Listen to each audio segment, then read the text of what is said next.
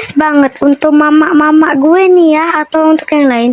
Ketika kalau lo lagi belajar atau meriksa ulangan lo, jangan bilangnya kayak gini, masa nilai kamu cuman kayak gini, coba lihat orang anak itu, orang tengah sebelah itu, lihat itu pria pintar nyari jawabannya di buku. Jangan, ya Allah Ki, aku ini cari di buku, cuman aku itu kayak, ya kotaknya masih bingung. Bukannya aku ini robot yang punya otak yang bisanya dibenerin tuh.